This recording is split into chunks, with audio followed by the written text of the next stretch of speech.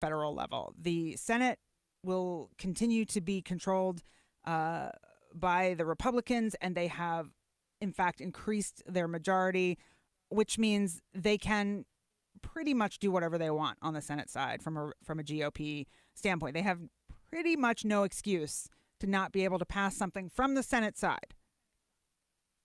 Meaning, for example, any justices that might come before them where the House doesn't have a say will get put through. It just seems that's inevitable.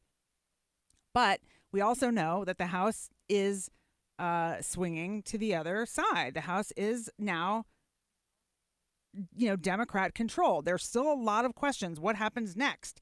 Does Nancy Pelosi become Speaker of the House again?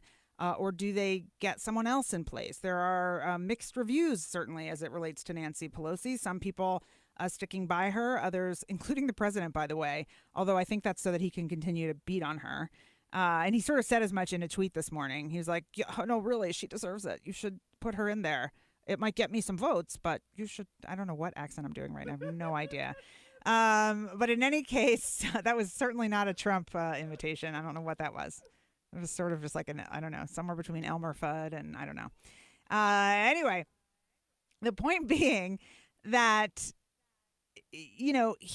Trump would like Nancy Pelosi to be Speaker of the House because I think he just feels like he can just pound on her and he loves doing that. I actually don't think that's a bad strategy from the Democrat side of things. At the end of the day, whoever the Democrats put up as Speaker of the House is going to be pummeled by the president and the GOP. So in some ways, it makes the most sense to leave somebody out there or put somebody in that role who has already been completely vilified by the right. And the reason for that is because then whoever goes to run for president in 2020 won't be the punching bag. You don't want somebody who still has a bright future to potentially be president someday to step into that role and be the punching bag. Let Nancy Pelosi take one for the team, as it were. Give her the role that she does actually deserve from her tenure and her work there. But also let her take the punches. She's done it before. She can handle it. She knows how to fight back. But in any case, we shall see. That is part of what's being discussed, of course, on the Democrat side of things. The other part is, what do we do now? And there's been a lot of speculation about Trump's tax returns, about various and sundry investigations into Trump, including looking at potential impeachment.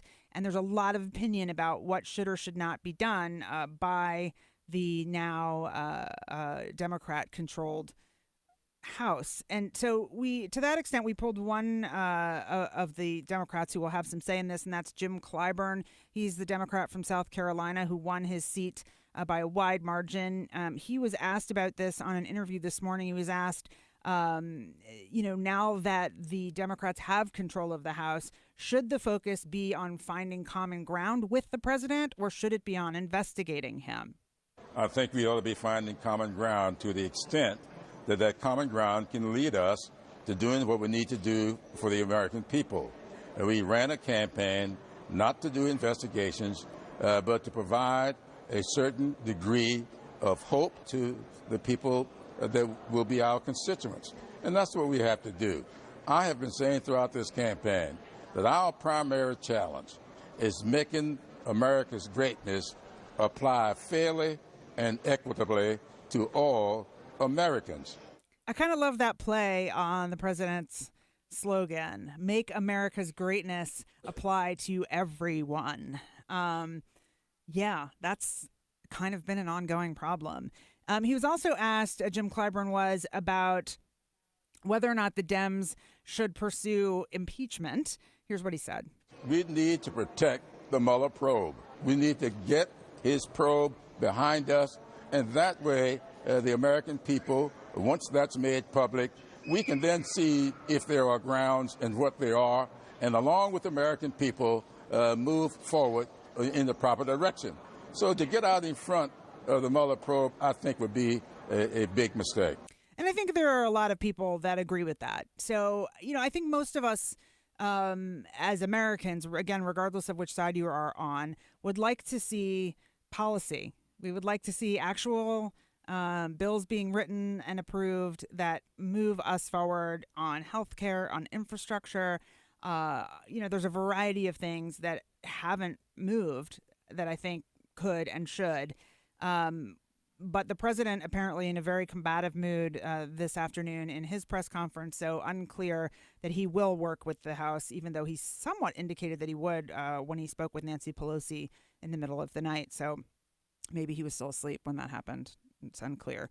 Look, if I were giving the Democrats advice at this point, the congressional Democrats, I would say get some bills written, get them signed, and approved by the House. And then that way, if the Senate and the president reject them, you can say we passed legislation, but the Senate, and the president wouldn't accept it.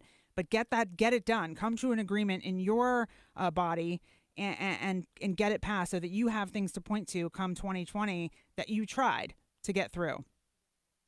But that's my advice. And honestly, as far as impeachment goes, I'm very curious, as I think we all are, in what's going to come out of the Mueller probe. But I also think impeachment in large part is a waste of time. I would just rather see Trump be voted out of office come 2020. I don't feel like we need to bother with impeachment at this point. That's just my 2 cents on all of that.